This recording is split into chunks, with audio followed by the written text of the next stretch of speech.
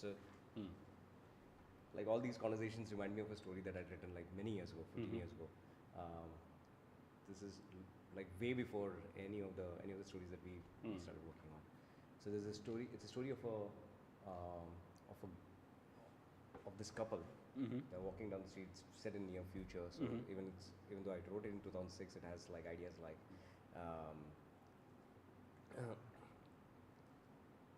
We live. Yeah, we live. Yeah. Yeah, just speak a little up because. Oh, this. Yeah, mic's here. Throw a little. Yeah. So the thing is that we need to get a podcast mic. Yeah, next week. Next week we'll do that.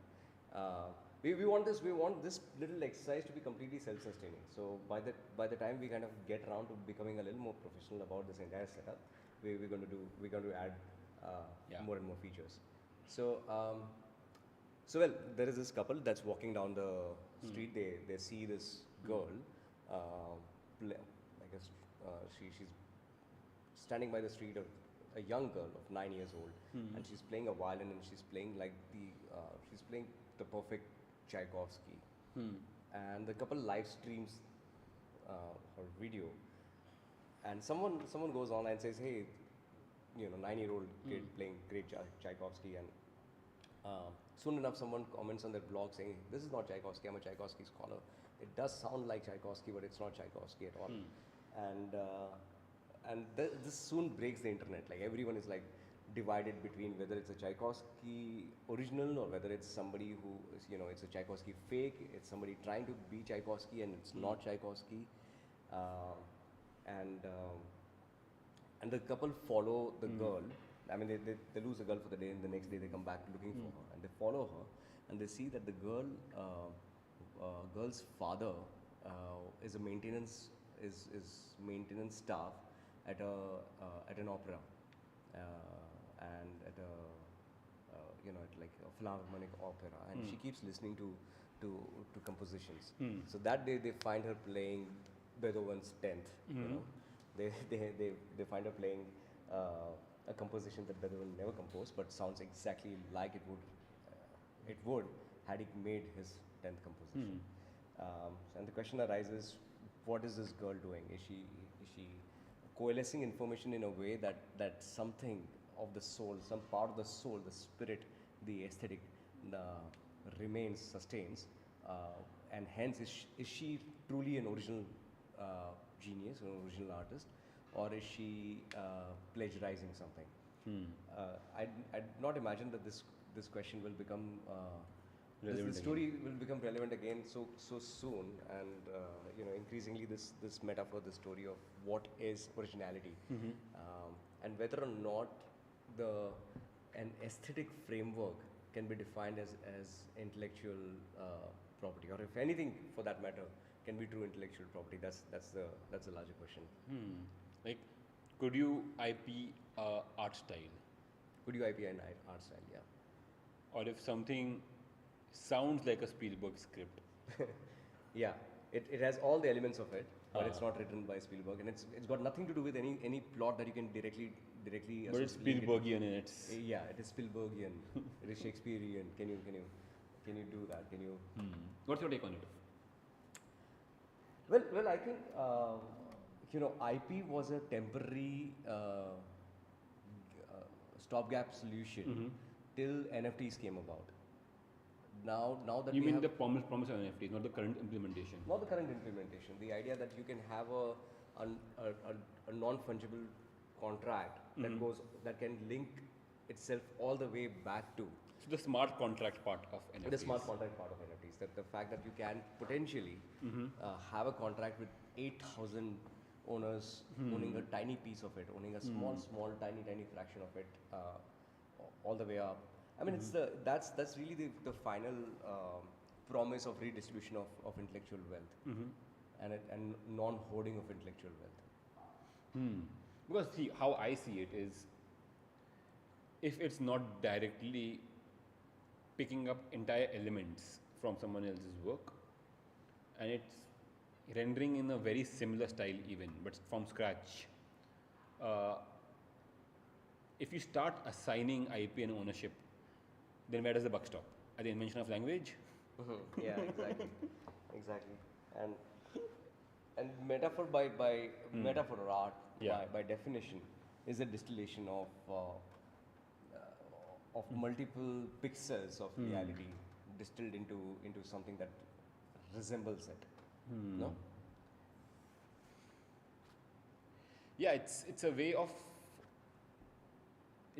of cutting through and seeing a cross section uh, of of hundreds of stacks of experience, but seen through one beautiful cross section. And how do you translate? How do you? I think that and I think you had mentioned this to me years ago, that the densest way of communicating meaning is by crafting an apt metaphor.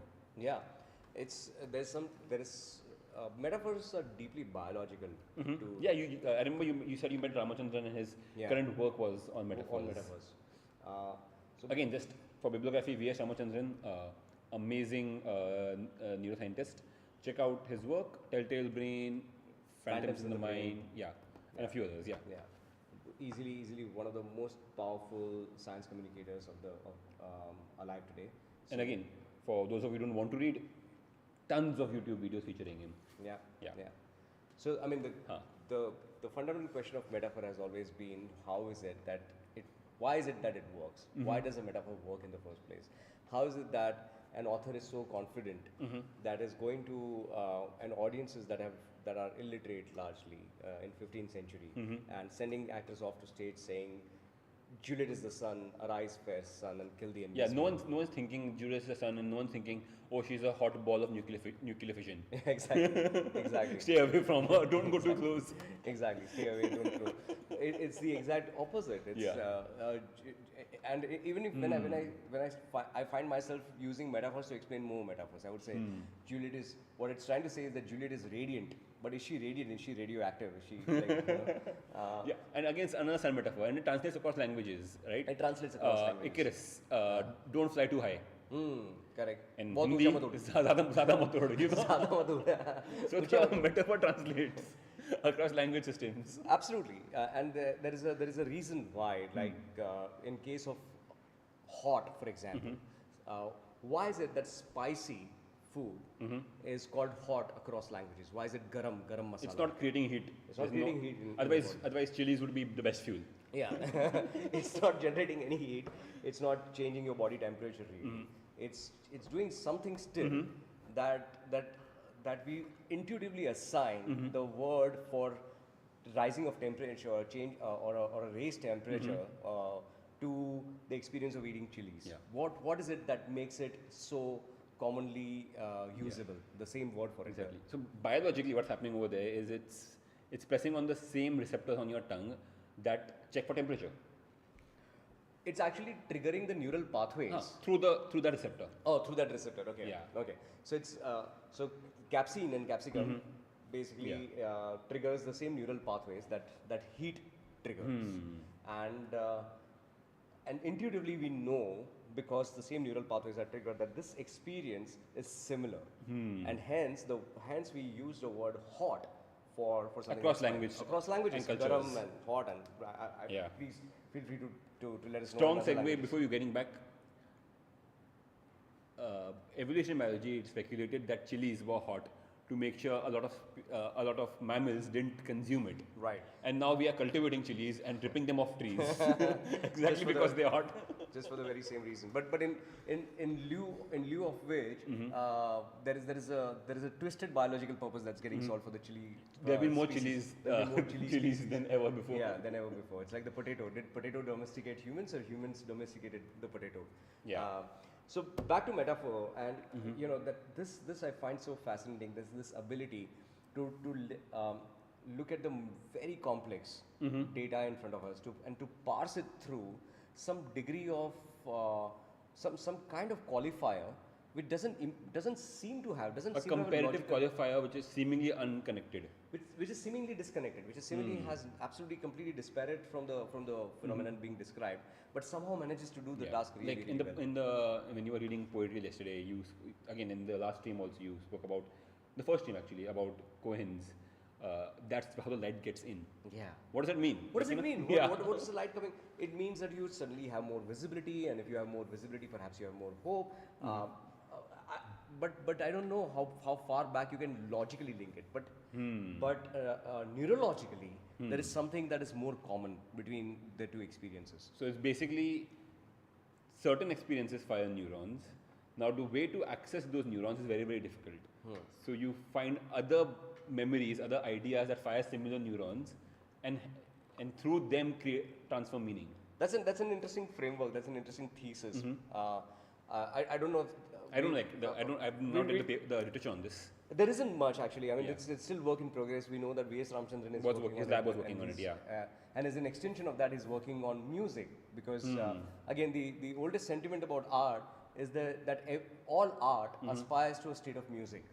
And the reason that I think that's the case, the reason that everything, film, literature, design, everything aspires to that state of music. Music is very, crudely spoken. Music is pure. It just moves all of us. It moves all of us in ways that are very similar, however dissimilar we are. Yeah, like when you use music in film, for example, that slow violin will create melancholy. It will always. And you don't have to be trained. You don't have to see. You don't have to be Pavlovian trained. Okay, I showed you a sad scene and played a violin. No. Showed you a sad scene, and that's how you understand that violin means sad. Yeah. Nature has already trained us. It's trained us for millions of years. And Steven Pinker thinks that music is strawberry cheesecake. It's a recipe of supernormal stimuli brought in together to create a very specific response. A very bad example of this is, why do we find the sound of nails on blackboards so grating? Why? The theory is it's the same pitch that on which monkeys screech in times of danger. Okay, so similarly, there must be sounds or frequencies yeah, that existed in nature that we are biologically primed for. absolutely, and biologically primed to feel to respond to with melancholy, or to respond to with And not just necessarily pitches or tempos, also tempos, right? Yeah, absolutely. Yeah. The rhythm in which information is relayed, the cadence in which information is relayed. I mean, Morse code is also about cadence in which and rhythm could be also linked to something much more biological, like the heartbeat. Yeah, music, like often people say, is made up of notes and silences. It's about how far two notes are from each other, how much space is there between two notes. That also kind of informs. So the content and the cadence. The content, the absolutely. So, of the biological availability of this tool that has made metaphor the cornerstone of human cognition. There are so many examples when we start looking for it. I mean, hot is just one example. Yeah. For me as a child, I know that I've told you this story, and I've said this story often on some panels as well. I'm going to repeat that. As a 6-year-old, I first came upon metaphor when I heard a variation of an old Kabir song, which is Bhume se bhari kya hai, kajal se kala kya hai, hawa se tez kya hai. And the response comes within the song, which is like Bhume se bhari paap hai, kajal se kala kalank, hawa se tez soch hai. And suddenly these quantities that have nothing to do with each other become qualifiers for each other. Paap, which is there is no way to quantify it. There's no way to quantify the notion of sin or notion of guilt. Yeah, there's no way you can put soch in kilometers per hour. Yeah, in kilometers per hour. But suddenly when you say it's faster than, I mean, we know that thought is faster than. Yeah, now we know. Now we know for sure that it's faster than, because there's actually electric impulse flying. There's an actual electric impulse flying between, and that's why it's so quick. But to suddenly like compare it to wind, which is actually way slower than the electric impulse. Yeah, but before we knew that. Before we know that scientifically, before we can prove that scientifically, we have an intuition, we have a neurological experience of it that tells us that this is the right way of looking at it. It makes metaphors. Yeah, and like metaphorizing also helps you like condense what you couldn't have in otherwise lifetimes. The right amount of reduction, the right amount of comparison with something else. Like for me, even the games you make are not really simulations, are they? The films you make are not really. They're these translations that you put out there to audience, linking two thoughts and hoping that they connect more dots. Yeah. So it's kind of a strange recipe of metaphor, allegory, simulation, Condensation. Mirroring, mimicking, of a strange, mix recipe of all these tools, all these Tools of parsing the world around us. yeah, that allow us to kind of and it's the same. That's exactly what thought experiments have been. Thought experiments are extended metaphors. They are parables or allegories that allow us to kind of access things that are and some. So throw one at us. Well, some thought experiments are extremely resilient. They manage to kind of really look at the first principles that universe that everything around us is built upon, and hence are extremely relevant no matter what happens. Like one such example is the trolley problem. Of course, I don't want to spend an entire video explaining the trolley problem. There are thousands of videos out there, so just go and. You are doing a very dense job of doing it. Yeah, basically a one-line idea would be that a mad philosopher has tied up 5 people on tracks and killed the brakes of a tram, and you are the driver of the tram. Now you have to. You have no choice. Your tram is going to roll over these 5 people and kill them. Yeah. But you have one choice. There is a lever right there in front of you. If you pull the lever, the tram will be redirected to another track. But there is the same mad philosopher has tied one person on this track. So you can see 5 people along the road, along the track. You do nothing. You kill them. And there's no guilt on you. There's no guilt on you. Some mad philosopher did it. Yeah. But you could have done something. The only guilt that you may face is that you could have done something about it and you didn't. So you are involved now, and you have this lever that you can pull and kill that one person. But the killing of that one person is a direct Action choice, that you direct take. action on your end. So one is guilt by inaction, one is guilt by action. Yeah. What do you do? And there are like thousands and thousands of variations. What's your favorite variation? My favorite, I have a lot of variations that I like, but I definitely do like the fat man in the trolley problem, which is that you're not the driver on the tram, but you're standing on a bridge, and you have the same problem in front of you. And there's a person in front of you, and you have to make them fall in front of the train. Yes, the person is like sufficiently large. If you push them, if you nudge them, they'll drop over. They'll fall over the bridge and stop the tram in its course, and thereby save the 5 people. But your action is much more direct. It's not a lever. Yeah. There's less steps removed. My favorite variation is there's a track. There's no one tied to it. You are a professor of philosophy. Do you tie people to it to have a job?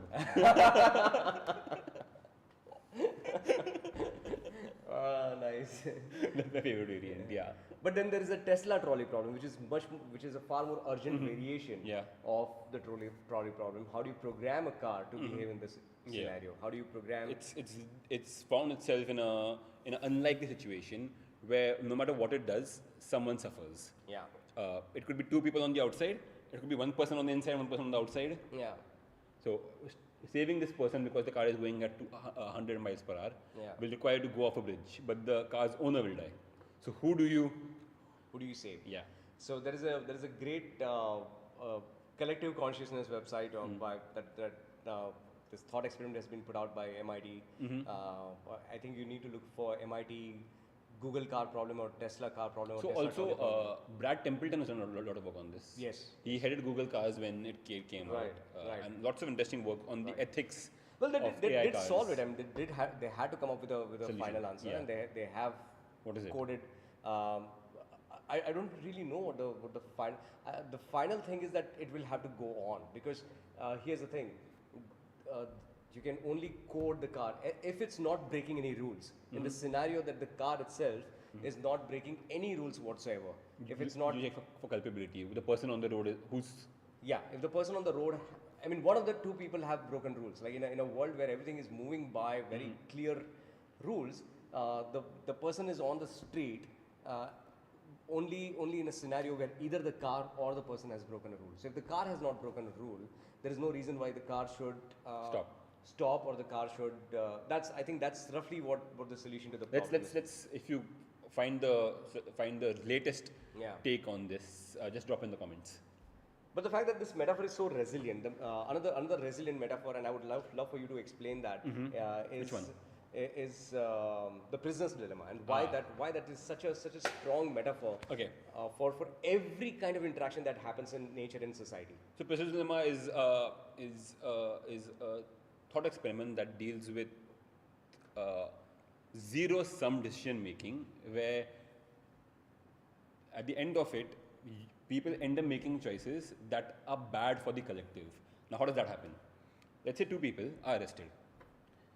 The police don't have enough material to convict them without one of them giving them more evidence. Now, if both of them keep their mouth shut, they both go scot-free. But here's the problem. They're in separate rooms, and the police has spoken to them and told each one of them that if you defect, you will get a very small sentence, and they will get a very bad sentence. And both have been told that. Now they're both wondering, will the other one defect? Pure cooperation is the best way out. But what you are trying to do is maximize or minimize your downside. How bad could it get for you? So let's say it's the two of us. If you defect and I don't, you go scot-free, or you get a very small sentence, and I go to jail for a long time. If I defect and you defect, both of us go to jail for a medium amount of time. What I'm trying to maximize is me not going for a long time. I'm not trying to do what's best for both of us. I'm trying to do what's best for me. And in this scenario, as simulations run, initially most people defect. But then they realize when the moment they both get Exactly. released, they have to face each other in society, and now there is a trust deficit. And so what happens is now there are generational systems that people create. And every year there's a convention that finds the best algorithm for it. And every year the algorithms change, the most efficient algorithm. Why does it change every year? Because strategies change every year. People come up with new strategies and apply it. Really? Yeah. I thought it was tit for tat. Tit for tat with forgiveness. This is the new Right. one. So Oh, tit for wow. tat, but forgive once. Oh wow! So close the loop. Yes, close the Otherwise, loop. like revenge is endless. It's eye for an eye. It's eye for an eye, making the whole world blind. Yes. So you close a loop. Yeah. You forgive. You give a chance. You give one chance, and that's how you break Yeah. the loop. Oh wow, fantastic! So it's a highly altruistic stack. Yeah. It starts with cooperation, then So follow it with hopes for cooperation. yeah. If there's no cooperation, If so initially, let's break it down. Let's say you're doing this same exercise over hundreds and hundreds of generations. What is the best strategy to get the least punishment, right? So first you start with complete cooperation. But you see the other one defecting, and you keep cooperating, and you are the loser. So what do? You cooperate as long as till the other one defects, and then you defect. That's what evolved later. Tit for so tat. that's tit for tat. That's classic tit for Then tat. you're like, but what that leads to is a downward spiral, because if they all following the same strategy, Then everyone they did tit, yeah. you responded with a tat, Yeah, and so on and so forth. and then it goes down spiral. And there's no coming out. So you allow people to forgive once. Nice. So the algorithm keeps evolving. There's Fantastic. lots of great material on this out there. Yeah. If one of you find it, again, drop it in the comments for everyone else. Nice, fantastic. Now, how do you use something like this? How do you use a pure abstract theory like this, a metaphor like this again? And it's an incredible metaphor for everything that goes about in like interactions in nature, in symbiosis and in parasitical relationships and relationships that are, even commensal. All kinds of relationships that follow this very model. Yeah. How do you take something like this and apply that in game dynamics? It's very interesting because what we have been trying to do in the lab with game design last few years, especially with Azadi, is make this point that the prisoner's dilemma necessitates no communication. The thought experiments. That you and I can't sit down and negotiate. But if we can sit down and negotiate, which most modern individuals can, Yeah. then things change. We are naturally drawn to a zero-sum environment because naturally resources were scarce. But that's not the case anymore. Nice. So the metaphor largely has been that your survival at any cost. But what modern civilization has realized that a cooperative world is better than a competitive world. Sure. You do not want to get into infinite games of war. And So negotiation is the key. Negotiation is the is the way to negotiation. I often feel, Zain, is like is like a collective simulation. It's exactly. It's like you do this, so I'll do this. So how about you don't do that and I don't do this? Yes. So you simulate all kinds of possibilities, Yeah. and you reverse engineer roles, and then Exactly. you agree on those roles. Exactly. So simulation again, like in case of all simulations, it takes away brute force. Yeah. Takes away having to actually go through all of that And through generations. And modern life is not about just fight or not fight. It is also about till when do you allow people to to suck your blood. suck your blood. Which So let's throw that example down. Then I'll throw about. that's a nice metaphor because that just came up now. Yeah. It's a metaphor that comes from nature, and that's when I love metaphors and allegories the most. Like the Jatak tales or the. Yeah, and well, the attempt of Aesop's fables and Jatak tales was to look at nature, look at environment, and try and draw something from it. Draw meaning from Draw it. meaning from it, and hence fables and parables are extended metaphors for that. And they work great for children. And they were great. And increasingly now we know that there are so many metaphors which are actually way more than metaphors. They are facts working as metaphors. They are Because the same biological principle that is pressing those buttons in those animals exists in us. It's almost like a synecdoche. Yeah. It's like the first example that you took. It's like a cross section. Instead of a map, there is a flattening of the planet. It's like a small tiny piece of the planet. And if you look closely at it, it reveals the entire cosmos. And that's really a lot of. Why don't you come back to that example, the blood sucking one? So I think it's this happens on the Galapagos Islands. Yeah. So there is a species called blue-footed booby. Mm-hmm. And I think it probably just looks like that. It's again that booba kiki naming going on that we spoke about in the maps episode. But so there is this species called blue-footed booby, and there is a small bird called a finch. Mm-hmm. Now the finch and the blue-footed booby came into a symbiotic relationship Got it. over thousands of years, where the finch would ride the blue-footed booby and hence use it for transportation, and use it for food as well, because the finch will pull out small insects and germs in the. So it groomed the bird. Yeah. So in lieu of letting it feed upon the insects in its feathers and its plumage, it was also grooming its plumage. So it was a perfect symbiotic relationship that lasted probably hundreds of thousands of years. Until one generation, somewhere along the line, generation after generation, the finch started pricking a little bit of skin and drawing a little bit of blood, not too much, just a little bit, right? So it would And how does the big bird react in the situation? so it gets irritated a little bit, but doesn't really let go of the relationship. Why is That's that? the beauty of it.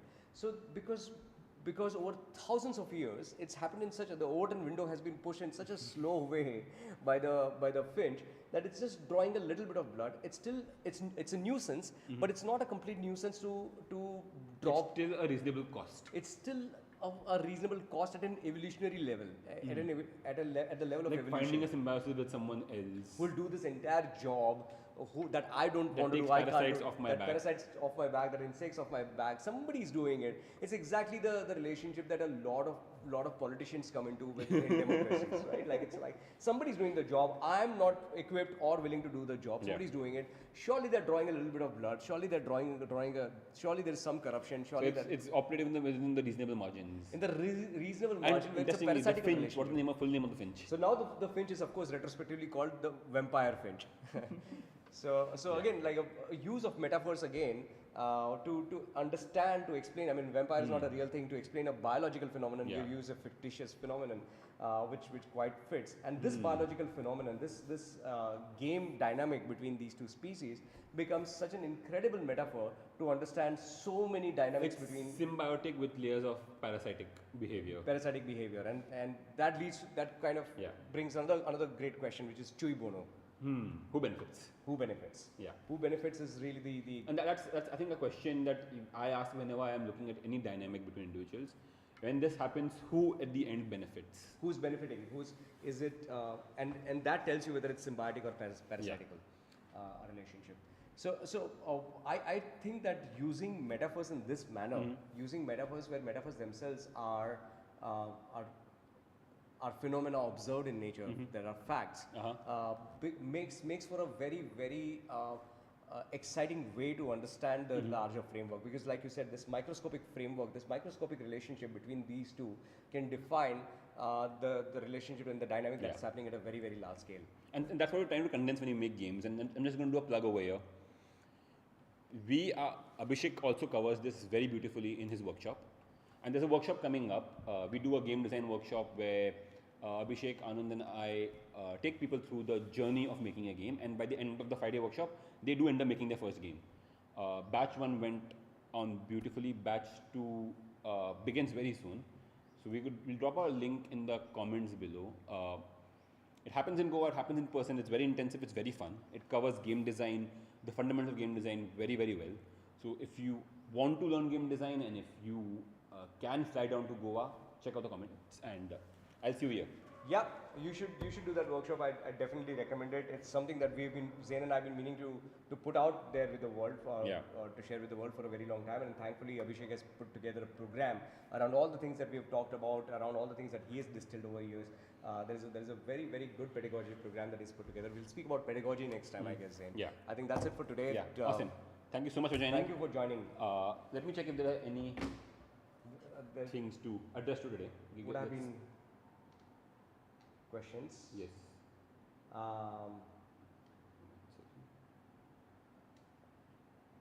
But we are definitely going to take on the questions next time around. Yes.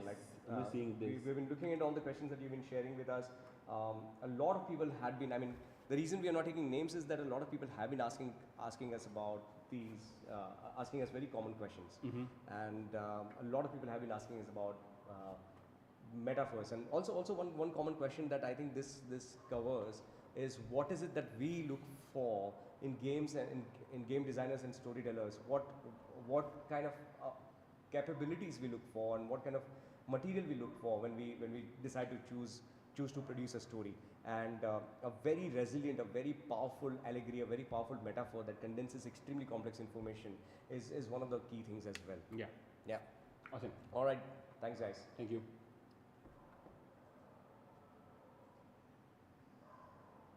Stop again.